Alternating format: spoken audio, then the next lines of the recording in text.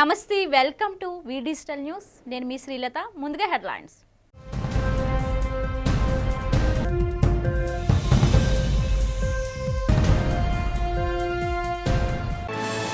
బుర్జుపేట కనకమహాలక్ష్మి అమ్మవారి ఆలయంలో కన్నుల పండుగగా జరుగుతున్న దసరా ఉత్సవాలు, భక్తులకు ధాన్యలక్ష్మి అవతారంలో దర్శనమిచ్చిన అమ్మవారు.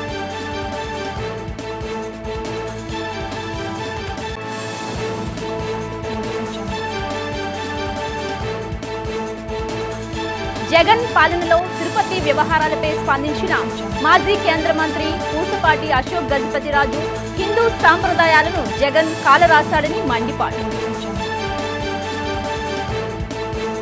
స్టీల్ ప్లాంట్ పరిరక్షణకు ముఖ్యమంత్రి చంద్రబాబు చిత్తశుద్ధితో కృషి చేయాలని డిమాండ్ చేసిన ఉత్తరాంధ్ర ప్రజా సంస్థ కన్వీనర్ వివి రమణమూర్తి.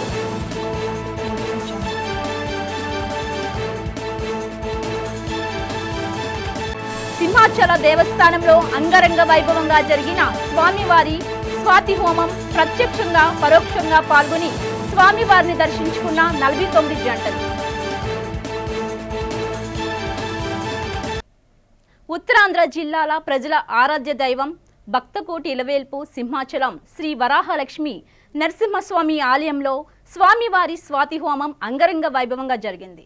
ఈ సందర్భంగా స్వామివారి స్వాతి హోమంనకు ప్రత్యక్షంగా పరోక్షంగా సుమారు 49 జంటలు పాల్గొని స్వామిని దర్శించుకున్నారు. ఒకవైపు సర్వాభరణాలతో గోవిందరాజు స్వామి, మరోవైపు శ్రీ సుదర్శన చక్ర పెరుమాలను వేద మంత్రాలతో మృదుమధుర మంగళ వాయిద్యాల నడుమ శ్రేష్ఠోత్కమంగా పూజాది కార్యక్రమాలు అధిక సంఖ్యలో భక్తులు పూర్ణాహుతిలో పాల్గొన్నారు.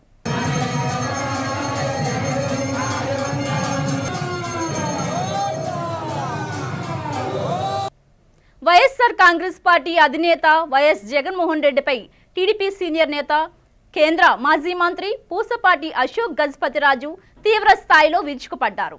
విశాఖ టీడీపీ జిల్లా కార్యాలయంలో జరిగిన మీడియా సమావేశంలో ఆయన మాట్లాడుతూ, జగన్ లాంటి అబద్ధాల కోరిని నేను ఎంతవరకు చూడలేదని అన్నారు. ప్రతి అంశాన్ని తనకి అనుకూలంగా మార్చుకునేందుకు జగన్ ఎంతటికైనా తెగిస్తారని విమర్శించారు. హిందూ సాంప్రదాయాలను జగన్మోహన్ రెడ్డి కాలరాశాడని ఆగ్రహం వ్యక్తం చేశారు. తిరుపతి బ్రహ్మోత్సవాలలో స్వామివారికి సతీ సమేతంగా పట్టు వస్త్రాలు సమర్పించాల్సి ఉండగా దానిని జగన్ ఏనాడు ఆచరించలేదని దుయ్యబట్టారు. తిరుమల తిరుపతి దేవస్థానాన్ని జగన్ రాజకీయ పునరావాస కేంద్రంగా మార్చేశారని విమర్శించారు. డిస్మిస్ చేయడం, హైకోర్టు రిస్టోర్ చేయడం, ఇదంతా తమాషా. ఇలాంటి తమాషాలు వద్దు. మనకి ఎవరి తప్పు చేశారు, ఈ తప్పు ఎలాగైంది, what are the things that have lent itself to this, అవన్నీ రాని కంట ఫైర్ వాల్స్ బిల్డప్ చేసి ముందు వెళ్ళవలసి ఉంటుంది. ఆ విధంగా ప్రభుత్వం రావాలనే మేము అనుకుంటా ఉన్నాం, కోరుతా ఉన్నాం. ఆ విధంగానే వస్తుందని మనం అనుకుంటా ఉన్నాం. ఏదైతే సాంపుల్ తీసుకుని డైరీకి పంపించడం ఎప్పుడైనా గతంలో విన్నామా ఇలాంటివి? అసలు పాజిటివ్ థింకింగే లేదు. అంతా ఈ రిలీజన్ లో రాజకీయాన్ని తీసుకురావడానికి ప్రయత్నం, స్వచ్ఛతని పవిత్ర భావాన్ని కాపాడడానికి మాత్రం రావటం లేదని విషయము మనకు అర్థమవుతుంది. ఏంటి కేసు సుప్రీంకోర్టులో ఇవాళ జడ్జిమెంట్ కూడా ఇచ్చారు. ఏంటా జడ్జిమెంట్? సిట్ని ఆపలే చేయమన్నారు కదా. ఇలాగ ఎంక్వైరీ జరగాలి, ఎవరెవరు దోషులు పట్టుకోవాలి, శిక్షించాలి. ఈ తప్పులు జరగనీకంటా చెయ్యాలి. ఇది భవిష్యత్తులో ఆలోచించాలి. పారదర్శకత వెళ్ళాలి. ఇంత పారదర్శకతో వెళ్తే ఈ ఇబ్బందులు ఉండవు. మీ విశాఖపట్నంలో చెప్పక్కర్లేదు. పోయినసారి మనకి ఇక్కడ చందన్ యాత్ర జరుగుతున్నప్పుడు నీట్గా అయింది. అంత ముందర ఎన్నో సంవత్సరాలు అంత కంగారు. రాజకీయాన్ని ఎప్పుడు తీసుకురాకూడదు అని మేము డిమాండ్ చేస్తా ఉన్నాం. బుర్జుపేట శ్రీ కనకమహాలక్ష్మి అమ్మవారు శరన్నవరాత్రి ఉత్సవాల భాగంగా ధాన్యలక్ష్మి అమ్మవారి రూపంలో భక్తులకు దర్శనమిచ్చారు. పెద్ద సంఖ్యలో భక్తులు ఆలయానికి తరలివచ్చి అమ్మవారిని దర్శించుకొని పూజలు చేశారు. విశాఖ 1 టౌన్లోని బుర్జుపేటలో గల శ్రీ కనకమహాలక్ష్మి అమ్మవారి ఆలయంలో దేవి శరన్నవరాత్రి మహోత్సవాలు వైభవంగా జరుగుతున్నాయి. ఆలయంలో జరుగుతున్న ఉత్సవాల గురించి అర్చకులు వి డిజిటల్ న్యూస్కి వివరించారు. కనకమహాలక్ష్మి అమ్మవారి యొక్క ఆలయం విశాఖపట్నంలో స్వయంభూమాతగా వెలిసినటువంటి అమ్మవారి యొక్క ఆలయంలో దేవీ నవరాత్రుల సందర్భంగా 3వ రోజు వేళ అమ్మవారిని ధాన్యలక్ష్మి రూపంలో అలంకరణ చేసి లడ్డూలతో పూజ చేయడం జరుగుతోంది. ధాన్యలక్ష్మి అమ్మవారి యొక్క అలంకరణ రూపంలో ఉన్నటువంటి కనకమహాలక్ష్మి అమ్మవారిని దర్శించడం వల్ల సకల ధనధాన్యాభివృద్ధి కలుగుతుంది అని చెప్పి పురాణ వచనం. చేత అమ్మవారి యొక్క ఆశీస్సులు మీకు ఎల్లరికీ కూడా ఉండాలి అని చెప్పి తెలియజేస్తూ అందరూ కూడా అమ్మవారిని దర్శించి తరించవలసిందిగా కోరుతున్నాం. ముఖ్యమంత్రి నారా చంద్రబాబు నాయుడు విశాఖ స్టీల్ ప్లాంట్ పరిరక్షణకై చిత్తశుద్ధితో కృషి చేయాలని ఉత్తరాంధ్ర ప్రజా సంస్థ కన్వీనర్ వివి రమణమూర్తి అన్నారు. చంద్రబాబు నాయుడు ఢిల్లీ పర్యటనలో విశాఖ స్టీల్ ప్లాంట్ అంశాన్ని కేంద్ర ప్రభుత్వం దృష్టికి తీసుకువెళ్లాలని డిమాండ్ చేశారు. విశాఖ పౌర గ్రంథాలయంలో ప్రజా సంఘాల నేతలతో కలిసి రమణమూర్తి మీడియా సమావేశం నిర్వహించారు. ఈ సందర్భంగా ఆయన మాట్లాడుతూ ముఖ్యమంత్రి చంద్రబాబు చొరవ చూపి స్టీల్ ప్లాంట్ ప్రైవేటు పరం కాకుండా కాపాడాలన్నారు. కేంద్ర ప్రభుత్వం తక్షణమే ప్లాంట్కు ప్రత్యేకంగా నిధులు కేటాయించే విధంగా కృషి చేయాలని డిమాండ్ చేశారు. కేంద్ర ప్రభుత్వంలో కీలక భాగస్వామిగా ఉన్న చంద్రబాబు విశాఖ స్టీల్ ప్లాంట్ను పరిరక్షించాలని కోరారు. పోరాటాలు త్యాగాలతో సాధించుకున్న విశాఖ స్టీల్ ప్లాంట్ను ప్రైవేటు పరం చేస్తే ఊరుకోమన్నారు. గారు ఢిల్లీ పర్యటన సందర్భంగా ప్రధాని మోడీ గారిని విశాఖపట్నం స్టీల్ ప్లాంట్ పరిరక్షణ కోసం 10,000 కోట్ల రూపాయలు అడగాలని చెప్పి మేము డిమాండ్ చేస్తున్నాం. ఉత్తరాంధ్ర ప్రజా సంస్థ సారథ్యంలో మొన్న అక్టోబర్ 2వ తారీఖున ప్రజా ఉద్యమం మొదలైంది. ఏదైతే స్టీల్ విశాఖపట్నం ఉక్కు ఫ్యాక్టరీని రక్షించకపోతే ఉధృతం చేయడానికి సిద్ధంగా ఉన్నాం. ఇవాళ బీజేపీకి చతికిలు పడి చేతులు కట్టుకొని ఉండాల్సిన అవసరం చంద్రబాబు నాయుడు గారికి కానీ పవన్ కళ్యాణ్ గారికి లేదు. వాళ్ళకి ప్రజలు సంపూర్ణమైన మెజారిటీ ఇచ్చారు. ఆ మెజారిటీని ఉపయోగించుకొని ఇవాళ ప్రజల పక్షాన ఉండాలని చెప్పి మేము డిమాండ్ చేస్తున్నాం. ప్రజల పక్షాన ఉండి విశాఖపట్నం స్టీల్ ప్లాంట్ పరిరక్షణ కోసం 10,000 కోట్ల రూపాయలని కేంద్ర ప్రభుత్వం ఇవ్వాల్సిందిగా డిమాండ్ చేయాలి. ఆ డిమాండ్ నెరవేర్చకపోతే బీజేపీ ప్రభుత్వానికి తెలుగుదేశం పార్టీ లేకపోతే పవన్ కళ్యాణ్ జనసేన పార్టీని వాళ్ళు మద్దతును ఉపసంహరించుకోవాలని చెప్పి మేము డిమాండ్ చేస్తున్నాం. విశాఖ శ్రీ శారదాపీఠంలో దసరా శరన్నవరాత్రి మహోత్సవాలు ఘనంగా జరుగుతున్నాయి. ఉత్సవాల్లో 3వ రోజు శ్రీ వైష్ణవి అలంకరణలో అమ్మవారు భక్తులకు దర్శనమిచ్చారు. వైష్ణవి అమ్మవారికి పీఠాధిపతులు స్వరూపానందేంద్ర సరస్వతి, స్వాత్మానందేంద్ర సరస్వతి హారతులిచ్చి పూజలు నిర్వహించారు. అనంతరం పీఠ ప్రాంగణంలోని వివిధ ఆలయాలలో పీఠాధిపతులు మరియు ఉత్తరాధికారి ప్రత్యేక పూజలు, గోపూజ, పీఠ అధిష్టాన దేవతా శారదా స్వరూప రాజశ్యామల అమ్మవారికి పీఠాధిపతులు ప్రత్యేక అభిషేకాలు నిర్వహించారు.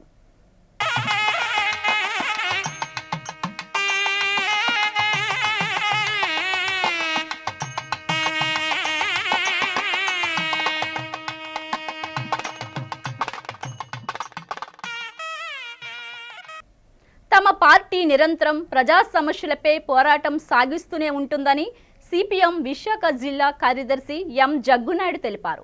సిపిఎం జిల్లా కార్యాలయంలో జరిగిన కార్యక్రమంలో పెందుర్తిలో జరగనున్న సిపిఎం 24వ జిల్లా మహాసభలకు సంబంధించిన గోడపత్రికను ఆవిష్కరించారు. అనంతరం మీడియా సమావేశంలో జగ్గునాయుడు మాట్లాడుతూ ప్రజా సమస్యలను ప్రభుత్వం దృష్టికి తీసుకెళ్లి వాటి పరిష్కారానికి రాజీ లేని కృషి చేస్తున్నామని చెప్పారు. నిరంతరం ప్రజల పక్షాన నిలబడుతూ వారి కోసమే తమ పార్టీ పోరాటాలు సాగిస్తుందని స్పష్టం చేశారు. ప్రజల తరపున ప్రభుత్వాలతో ఎన్నో పోరాటాలు చేసి అనేక విజయాలు సాధించిన విషయాన్ని గుర్తు చేశారు. సిపిఎం పార్టీ విశాఖ జిల్లా 24వ మహాసభలు డిసెంబర్ 28, 29 తేదీల్లో పెందుర్తిలో జరుగుతాయి. ఈ మహాసభలు విజయవంతం చేయడం కోసం విశాఖపట్నం ప్రజానీకం, కార్మికులు, ఉద్యోగులు, శ్రేయోభిలాషులు ఆర్థికంగాను హార్దికంగాను సహాయ సహకారాలు అందించి జయప్రదం చేయాల్సిందిగా మీ ద్వారా విజ్ఞప్తి చేస్తున్నాం. సిపిఎం పార్టీ ప్రజలకి కార్మికులకు సంబంధించి అనేక ప్రజా ఉద్యమాల్ని నిర్వహిస్తూ ఉంది. దానిలో భాగంగానే గత ప్రభుత్వం చెత్త పన్ను వేస్తే దానికి వ్యతిరేకంగాను, అలాగే విలువ ఆధారిత ఆస్తి పన్ను వేస్తే దానికి వ్యతిరేకంగా పెద్ద ఎత్తున ఉద్యమించాం. ఆ ఉద్యమాల్లో ప్రజలు పెద్ద ఎత్తున పాల్గొన్నారు. చెత్త పన్ను చట్ట విరుద్ధం, దాన్ని చెల్లించొద్దని చెప్పి పిలిపించింది సిపిఎం పార్టీ. దానికి కొన్ని వేల మంది విశాఖపట్నం ప్రజానికి స్పందించారు, చెత్త పన్ను కట్టలేదు. ఫలితంగా ఈరోజు కొత్త ప్రభుత్వం వచ్చి చెత్త పన్ను రద్దు చేసింది. రద్దు చేసిన ముఖ్యమంత్రికి, రద్దు కోసం పోరాడిన ప్రజానీకానికి సిపిఎం పార్టీ అభినందనలు తెలియజేస్తూ ఉంది. విలువ ఆధారిత పన్ను కూడా ఈరోజు పెండింగ్ ఉంది, దాన్ని కూడా రద్దు చేయాలి. దీనివల్ల కూడా ఈరోజు సాధారణ మధ్యతరగతి ప్రజలతో పాటు అధికున్నట్టు వాళ్ళు కూడా తీవ్ర ఇబ్బంది పడుతున్నారు. దాని రద్దు కోసం ప్రభుత్వం వెంటనే చర్యలు చేపట్టాలని చెప్పని డిమాండ్ చేస్తున్నాం. ప్రభుత్వం ఆ విధంగా రద్దు చేస్తే సరే, రద్దు చేయకపోతే ఈ పన్ను రద్దు కోసం కూడా భవిష్యత్తులో ఉద్యమాలు నిర్వహించాలని చెప్పి సిపిఎం పార్టీ భావిస్తూ ఉంది. దీంతోపాటు వైజాగ్ స్టీల్ ప్లాంట్ రక్షణ కోసం, ప్రభుత్వ రంగ సంస్థ పరిరక్షణ కోసం, తద్వారా యువత ఉపాధిని పెంచేదానికోసం సిపిఎం పార్టీ అనేక కార్యక్రమాలని నిర్వహిస్తూ ఉంది. కార్మికులు అనేక త్యాగాలు చేసి సాధించుకున్నటువంటి కార్మిక చట్టాలని లేబర్ కోడ్స్గా మార్చి కార్మికులు బ్యాలెన్స్గా తయారు చేయడం కోసం పూనుకుంటే కేంద్ర రాష్ట్ర ప్రభుత్వాలు వాటికి వ్యతిరేక ఉద్యమాలు నిర్వహిస్తున్నాం. ఇల్లు లేని పేదలకి భూపోరాటం నిర్వహించి పాకలు వేయించడం, ఇల్లు సాధించే దానికోసం కృషి అనేది జరుగుతూ ఉంది. గాజువాక జనాభూ సమస్య, సింహాచలం పంచగ్రామాల సమస్య మీద పెద్ద ఎత్తున ఉద్యమిస్తున్నాం. ఇల్లు పట్టాలు ఏంటో పట్టాల కోసం పోట్లాడుతున్నాం. కొండల ధ్వంసం చేసి పర్యావరణానికి హాని చేస్తున్నటువంటి పాలకుల విధానం వ్యతిరేకంగా పోట్లాడి కొండల రక్షణ కోసం ఉద్యమాలు ఈ కాలంలో నిర్వహించాం. అధిక ధరలు, కరెంటు ఛార్జీలు, వీటి వ్యతిరేకంగా పోరాటాలు నిర్వహిస్తున్నాం. మహిళలపై దాడులు, అత్యాచారాలకు సంబంధించి రైతులకు గిట్టుబాటు ధరల కోసం అనేక ఆందోళన కార్యక్రమాలు సిపిఎం పార్టీ నిర్వహిస్తూ ఉంది. వీటితో పాటు మనుషుల్ని మతం పేర, కులం పేర విభజించి మత్తులో ముంచి ప్రజలకు అసలు సమస్యలను పక్కదో పెట్టించే దానికోసం కేంద్ర రాష్ట్ర ప్రభుత్వాలు ప్రయత్నం చేస్తుంటే వాటికి వ్యతిరేకంగా అనేక కార్యక్రమాలు నిర్వహించాం. మత సామరస్యం కోసం, ప్రజల మధ్య ఐక్యత కోసం సిపిఎం పార్టీ అనేక ఉద్యమాల్ని నిర్వహిస్తూ ఉంది. అలాగే కేంద్ర ప్రభుత్వం, రాష్ట్ర ప్రభుత్వం ప్రజల మీద ఎటువంటి భారాలు వేసినా ఆ భారాలకు వ్యతిరేకంగా ప్రజలు సమీకరించి ఉద్యమాలు నిర్వహిస్తున్నాం. ఇటువంటి అనేక ఉద్యమాలు ఈ కాలంలో సిపిఎం పార్టీ నిర్వహించింది. భవిష్యత్తులో కూడా ఇటువంటి ఉద్యమాలు నిర్వహించాల్సిన అవసరం ఉన్నది. కాబట్టి ఈ మహాసభలో అటువంటి కార్యాచరణని మేము రూపొందిస్తాం. కాబట్టి ప్రజల కోసం జరుగుతున్నటువంటి మహాసభను విజయవంతం చేయడం కోసం విశాఖపట్నం ప్రజానీకం, కార్మికులు, ఉద్యోగులు, శ్రేయోభిలాషులు అందరూ కూడా పూర్తిగా సహాయాలు అందించాలని చెప్పని, విరివిగా విరాళించి ప్రోత్సహించాలని చెప్పని మీ ద్వారా విజ్ఞప్తి చేస్తాం.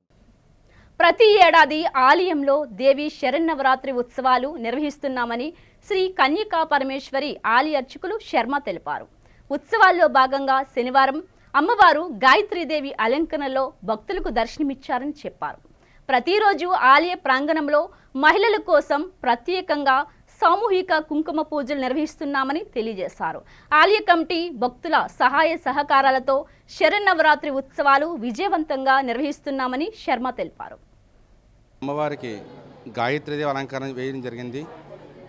అలాగే ఈ నవరాత్రుల సందర్భంగా ఈ రోజున అమ్మవారికి గాయత్రీదేవి అలంకారం వేసి, అలాగే సుహాసినులతో అమ్మవారికి పూజాది కార్యక్రమం విశేషంగా జరపడం జరిగింది. అలాగే అమ్మవారికి సువర్ణ పుష్పాలతో పూజ చేయడం జరగబడింది. అలాగే తెల్లవారుజామున 1 గంట నుంచి కూడా అమ్మవారికి క్షీరాభిషేకము, అలాగే పంచామృత అభిషేకము, అలాగే విశేష ఫలతో అభిషేకం కూడా జరగడం జరిగింది. కావున ఈరోజు అలాగే ఉదయం 10 గంటలకి విశేషంగా మహిళలతో పూజాది విశేష కార్యక్రమం జరగడం జరుగుతుంది. కావున భక్తులందరూ విచ్చేసి ఈ యొక్క అమ్మవారిని దర్శనం చేసుకుని అమ్మవారి యొక్క తీర్థప్రసాదాలు స్వీకరించగా కోరుతున్నాం. జీవీఎంసీ 89వ వార్డ్ పలు అభివృద్ధి కార్యక్రమాలకు కార్పొరేటర్ దాడి వెంకట రమేష్ శంకుస్థాపన చేశారు. ఈ సందర్భంగా దాడి వెంకట రమేష్ మాట్లాడుతూ గ్రేటర్ విశాఖపట్నంలో 89వ వార్డ్ అభివృద్ధిలో నెంబర్ 1 స్థానంలో ఉందన్నారు. నేడు సుమారు 1,76,00,000 అభివృద్ధి పనులకు శంకుస్థాపన చేశామని చెప్పారు. ఇంకా సుమారు 2 కోట్ల రూపాయలు పనులు చేపట్టనున్నట్లు తెలిపారు. అభివృద్ధికి అన్ని విధాలుగా సహకరిస్తున్న పశ్చిమ నియోజకవర్గం శాసనసభ్యులు గణబాబుకు ధన్యవాదాలు తెలిపారు. ఈ కార్యక్రమంలో వార్డు అధ్యక్షుడు విజయ్ కుమార్, గవ్వ భాస్కర్ రావు, మరడపతి, దాడి సురేష్, జీవీఎంసీఐ Venkatalakshmi, work inspector Ramakrishna, TDP నాయకులు, కార్యకర్తలు పాల్గొన్నారు. ఏదైతే ఎన్డీఏ కూటమి ప్రభుత్వం వచ్చిన తర్వాత అభివృద్ధి సంక్షేమ ధ్యేయంగా పనిచేస్తామని ఏదైతే మాట ఇచ్చారో దానిలో భాగంగా ఈ రోజున 89వ వార్డులో 1,85,00,000తో అభివృద్ధి కార్యక్రమాలకని ఈ రోజు నుంచి శంకుస్థాపన మొదలుపెట్టాము. మొన్న ఒక 19,90,000 చేసాము. రోజుకో 2 చొప్పున చేస్తున్నాము. ఇంకొక వారం 10 రోజులు ఇంకొక 2 కోట్లు కూడా జీఎంసీలు ఇవ్వడానికి సిద్ధంగా ఉన్నారని మాకు తెలియజేశారు. ఏదైతే మాట ఇచ్చిందో కూటమి ప్రభుత్వం దానిలో అది తప్పనిసరి నెరవేరుస్తామని చెప్పి ఈ సందర్భం తెలియజేసుకుంటూ, అలాగే సంక్షేమ పథకాలు కూడా అర్హులైన లబ్ధిదారులకు అందేలాగా మేము అందరూ కృషి చేస్తామని ఈరోజు చక్కటి కార్యక్రమంలో హాజరైన ప్రజలందరూ కూడా ధన్యవాదాలు తెలియజేసుకుంటూ, ప్రముఖ పుణ్యక్షేత్రంగా విరాజిల్లుతున్న సింహాచలం శ్రీ వరాహలక్ష్మి నరసింహస్వామి వారి నిత్య కళ్యాణం అత్యంత వైభవంగా జరిగింది. ఆర్జిత సేవల్లో భాగంగా అర్చక స్వాములు ఉత్సవమూర్తి గోవిందరాజస్వామిని ఉభయ దేవేరులతో మండపంలో అధిష్ఠింపజేశారు. నిత్య కళ్యాణంలో పాల్గొన్న భక్తుల గోత్రనామాలతో సంకల్పం చెప్పి పాంచరాత్ర గమాశేస్త్రం విధానంలో విశ్వక్సేనారాధన పుణ్యహవాచనాలతో కార్యక్రమానికి శ్రీకారం చుట్టారు. కంకణ ధారణ, నూతన యజ్ఞోపవీత సమర్పణ, జీలకర్ర బెల్లం, మాంగళ్య ధారణ, తలంబ్రాల ప్రక్రియలను కమనీయంగా జరిపించారు.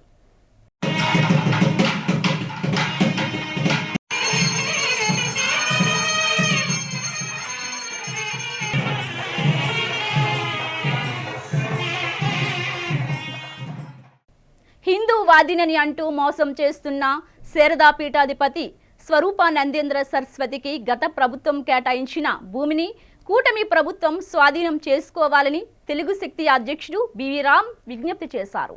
ఈ సందర్భంగా శనివారం భీమిలి ఎమ్మెల్యే గంటా శ్రీనివాసరావుకు బివి రామ్ వినతి పత్రం అందజేశారు. అనంతరం ఆయన మీడియాతో మాట్లాడారు. భీమిలిలో భూమిని కూటమి ప్రభుత్వం వెనక్కి తీసుకోవాలని చెప్పి భీమిలి శాసనసభ్యులు శ్రీ గంటా శ్రీనివాసరావు కట్టడం జరిగింది. ఎందుకంటే హిందూ మతం పేరుతో డ్రామాలు ఆడుతూ ఇవాళ హిందుత్వాన్ని ప్రమోట్ చేయకుండా భూములు దొబ్బేస్తున్న దొంగస్వామికి ఆ భూములు చెందకూడదని చెప్పి తెలుగు శక్తి గంటగాని కోరింది. అలాగే ఆ భూములు కూడా విశాఖ జర్నలిస్టులకి కేటాయించాలని చెప్పి విన్నపం చేశాం. ఎందుకంటే గత కొన్ని సంవత్సరాలుగా ఈ ప్రతిపాదన ఉంది కానీ అమల్లో జరగలేదు. మరి దీనిపైన కూడా గంటా గారు సానుకూలంగా స్పందించారు. నా దృష్టికి వచ్చిందని చెప్పి అన్నారు. మరి గతంలో మనం చూసాం, రామతీర్థాలు శ్రీరామ శిరస్సు చేసినప్పుడు కూడా మాట్లాడలేదు. ఈవేళ దేశమంతా రగిలిపోతుంది. అన్ని రాష్ట్రాల్లోనే హిందూ ప్రజలు ముందుకొచ్చి ధర్నాలు చేస్తూ నిరసన తెలియజేస్తుంటే కనీసం శారదాపీఠం అని చెప్పుకునే స్వరూపానంద స్వామి ఎస్ఎన్ పాల్గా పేరు మార్చాం. మరి ఆయన నోరు ఎప్పకపోవటం మౌనం అంగీకారం అవుతుంది. ఆయన హిందుత్వం కాదని ఆయనే స్వయంగా ఒప్పుకున్నారు. మేము అడిగాం చెప్పమని చెప్పడినా సరే దాని గురించి నోరు ఎప్పట్లేదు. మరి ఇలాంటి వ్యక్తికి, ఇలాంటి దొంగస్వామికి గత ప్రభుత్వం కేటాయించింది.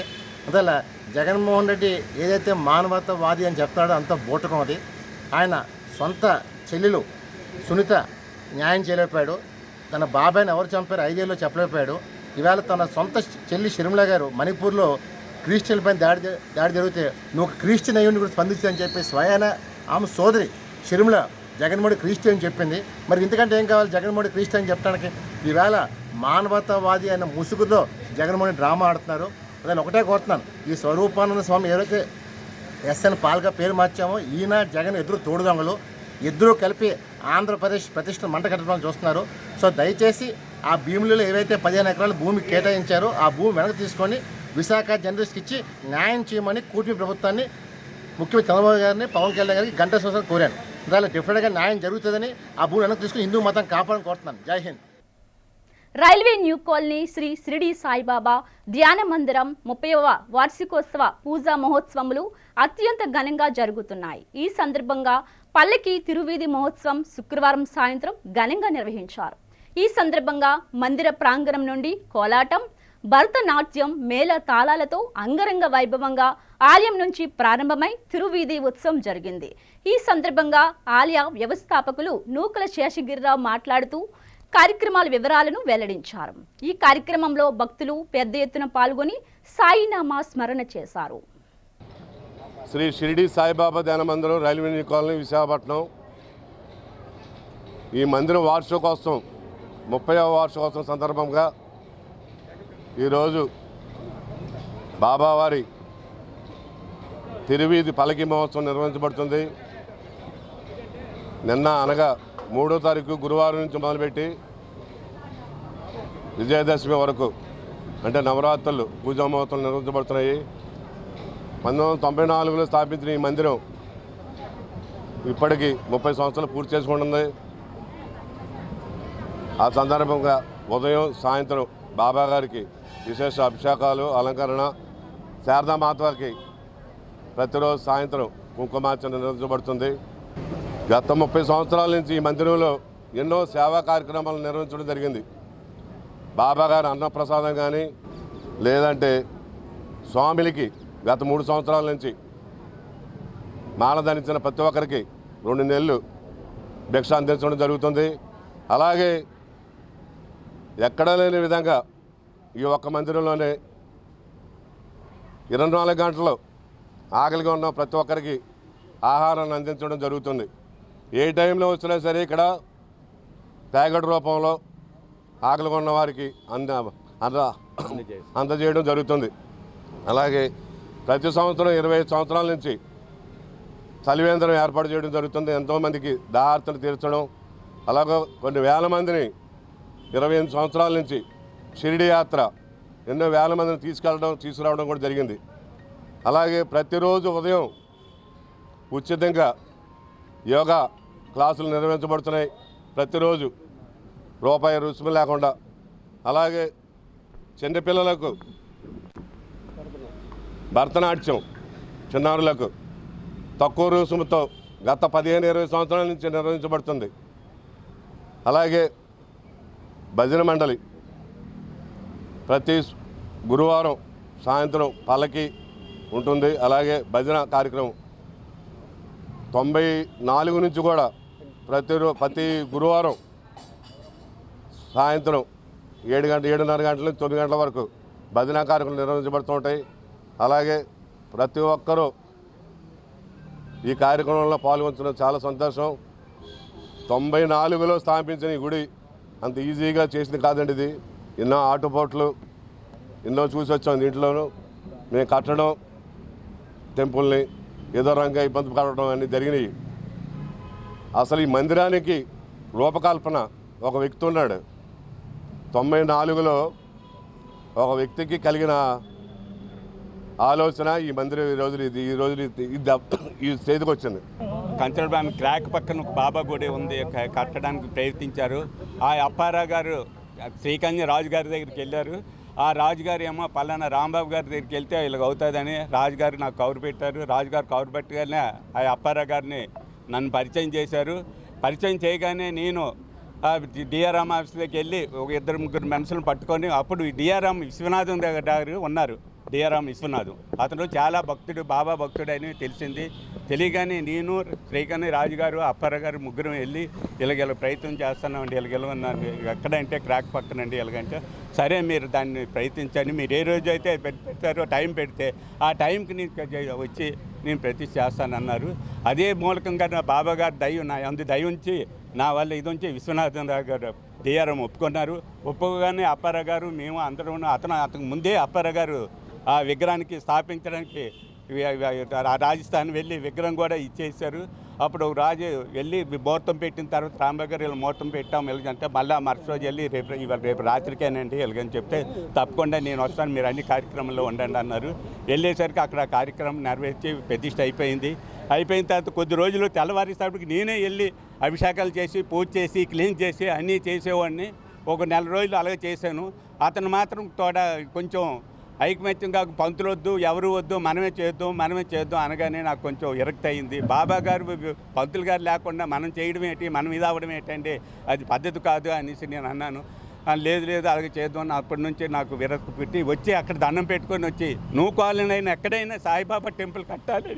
95 నుంచి భజన కార్యక్రమంలో మా భజన బృందం మా అందరూ సోదరులంతా కమిటీ కాదు, భజన మండలి కాదు, సేవకులు కాదు, అంతా కుటుంబ సభ్యులుగా 95 నుంచి మీ ప్రతి భజన కార్యక్రమం ఏంటి, దసరా ఏంటి, ప్రతి అన్నీ కూడా మేము ముందు ఉండి చేస్తున్నాం. ఇక భేదాలు ఏమి లేవు. భజన మండలి వేరు, కమిటీ వేరు, సేవకులు వేరు అవి కాదు. మన బాబా గుడి మన గుడి చేయాలి అని ఈ విధంగా ప్రతి ఒక్కరూ సేవ చేస్తున్నారు. మహిళలు ఏంటి, కమిటీ సభ్యులు ఏంటి, భజన మండలి సభ్యులు కూడా 95 నుంచి కూడా ఇప్పుడు కూడా భజనలు ఆగకుండా జరుగుతున్నాయి. పలికి కూడా ప్రతి స్వరం చేస్తున్నాం. ఈ మధ్య రీసెంట్గా ఒక 5-6 సంవత్సరాలు బట్టి జనం కావాలని మహిళలు కూడా మన ఆలయ పౌండ్ వ్యవస్థాపకులు పెట్టారు. అది బాగా అవుతుంది. ఇప్పుడు కూడా పల్లకి సేవ జరగాలి. ప్రతి సంవత్సరం కూడా దసరా ఉత్సవాలు 30 సంవత్సరాలు పూర్తి చేసుకొని సందర్భంగా ప్రతి ఒక్కరు కూడా బాబా ఆశీస్సులు ఉండాలని కోరుకుంటూ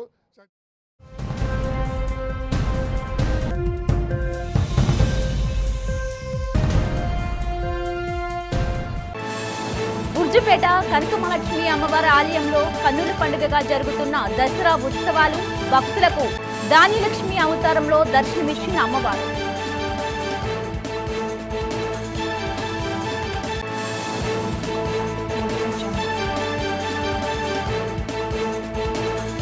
జగన్ పాలనలో తిరుపతి వ్యవహారాలపై స్పందించిన మాజీ కేంద్ర మంత్రి పూసపాటి అశోక్ గజపతిరాజు హిందూ సాంప్రదాయాలను జగన్ కాలరాశాడని మండిపాటు. స్టీల్ ప్లాంట్ పరిరక్షణకు ముఖ్యమంత్రి చంద్రబాబు చిత్తశుద్ధితో కృషి చేయాలని డిమాండ్ చేసిన ఉత్తరాంధ్ర ప్రజా సంస్థ కన్వీనర్ వివి రమణమూర్తి.